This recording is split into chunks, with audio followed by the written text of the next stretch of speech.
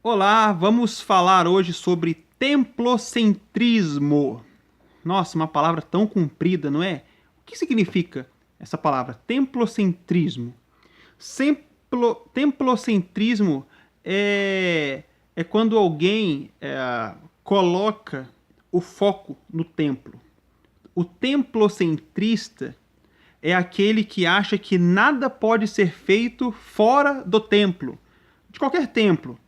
O templocentrista, ele acredita que Deus só se manifesta no templo, que tudo que ele deva fazer, ele tem que fazer em prol do templo. Bom, diferente dos desigrejados de hoje, né, que é um grupo de pessoas que não sabe o que fala, acham que podem adorar a Deus em casa, na frente de um computador, né? Então esse povinho você deixa de lado porque não entendem o que é ser igreja. Ninguém é igreja sozinho. Porém, por outro lado, tem aquele pessoal que dá honra, dá glória e coloca o mérito todo no templo. Esses são os templocentristas. Bom, o que eu quero falar com isso? O problema do templo não é o templo.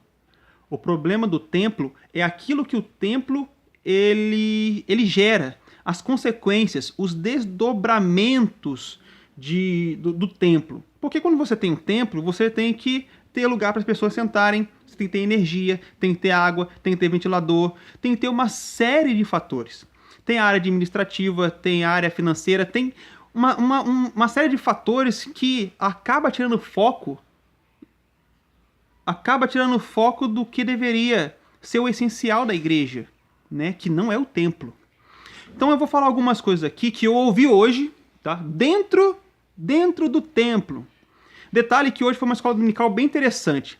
A escola dominical de hoje, a escola bíblica, não citou o nome de Jesus nenhuma vez. Nenhuma.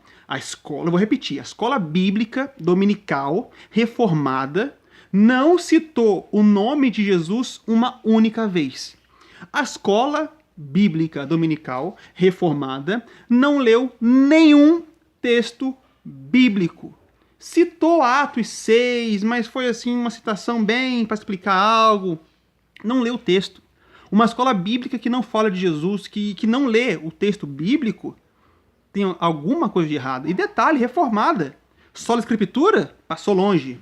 Sola Christus? Mais longe ainda. Agora criou um novo Sola Templos. É somente o templo. Vamos falar do templo. Vamos falar do que vocês precisam saber. E vocês precisam saber o seguinte. Nós temos aqui o governo da igreja. Nós queríamos muito nos dedicar às pessoas. Só que, primeiro, estamos sobrecarregados. Por quê? Porque nós temos o lado administrativo do templo, onde toma muito do nosso tempo. E, infelizmente, gostaríamos de visitar mais, porém, não conseguimos. Ou seja, o foco, que é as pessoas, agora foi tirado das pessoas, de que realmente era para serem cuidadas, e foi colocado no templo. Olha que absurdo. Tão absurdo que em grupo de WhatsApp, quando eu disse que o dízimo era voltado para os órfãos e as viúvas, para os órfãos e viúvas, uma pessoa falou assim, mas se nós cuidarmos dos necessitados, quem é que vai cuidar do templo? Olha a pergunta imbecil que fizeram, como se o templo de pedra fosse mais importante. Aí depois que uma irmã abençoada, né, indagou, e eu fiquei muito feliz que ela levantou a mão, e quando ela levantou a mão, quem estava do meu lado ali vibrou. Ela falou o seguinte, o papel e o foco do governo da igreja é o lado espiritual. Esse é o foco, e não podemos perder o foco. E ela está corretíssima, corretíssima. Bom, para resumir, depois de algumas indagações, o líder fez a seguinte pergunta, vou ler aqui para vocês. Vocês estão dispostos a abrir mão de tudo isso aqui, banco, ventilador, né, essa estrutura, tudo isso, para nos reunirmos, entre aspas, é claro que ele usou entre aspas essa expressão, nos reunirmos no meio da rua? Vocês estão dispostos? todo mundo ficou quieto. Por quê? Porque já se acomodaram. A igreja perdeu o foco. E qual que é o foco? Qual que é o foco dos líderes? Está na Bíblia. Atos 20, 28, diz assim. Olha, é Paulo falando para os anciãos ali da cidade de Éfeso, tá? Para a igreja de Éfeso. Igreja de Éfeso não era um templo que tinha em Éfeso. Não, era uma comunidade. Era um grupo de pessoas que se reuniam em casas na cidade de Éfeso, tá? Não tinha templo nenhum. Atos 20, 28 diz assim: olhai por vós e por todo o rebanho sobre que o Espírito Santo vos constituiu bispos para apacentardes a igreja de Deus que ele resgatou com seu próprio sangue. A igreja de Deus que ele resgatou com seu próprio sangue. Igreja de Deus aqui não é o templo, porque Jesus não morreu pelo templo. Jesus não derramou sangue pela igreja reformada, pentecostal ou neopentecostal. Jesus derramou sangue pelas pessoas. E a igreja hoje, né, a visão eclesiástica, ela mudou, ela perdeu foco, está desfocada, está com catarata, porque esqueceu do mais importante, que são as pessoas, e estão se importando mais com o templo, e ninguém fala nada. Por quê? Porque primeiro, o discurso ele tem que ser assim: é muito importante nosso trabalho, esse momento aqui, né, essa estrutura, olha só, receber bem os visitantes, e começa a trabalhar, porque fica mais fácil para depois cobrar das pessoas. Só que as pessoas não se esqueceram de ler a Bíblia. O templo não tem importância nenhuma.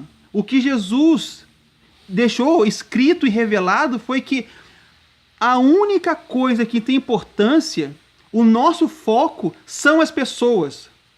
As pessoas que foram alcançadas pelo sangue dele.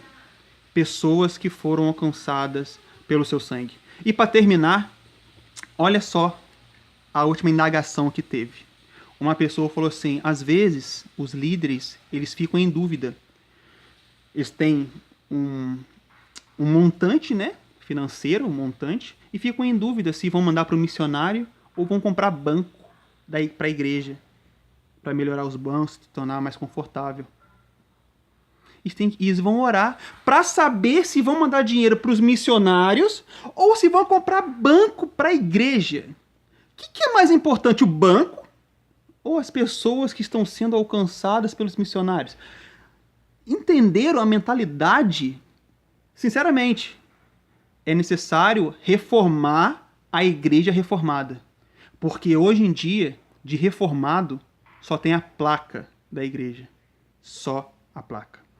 Bom, isso foi o que eu aprendi na igreja hoje, na escola dominical, que não falou de Jesus em nenhuma vez, não leu o texto bíblico nenhuma vez, e foi falando só sobre essas questões que não tem nada a ver com nada. Infelizmente, isso é triste e muito preocupante.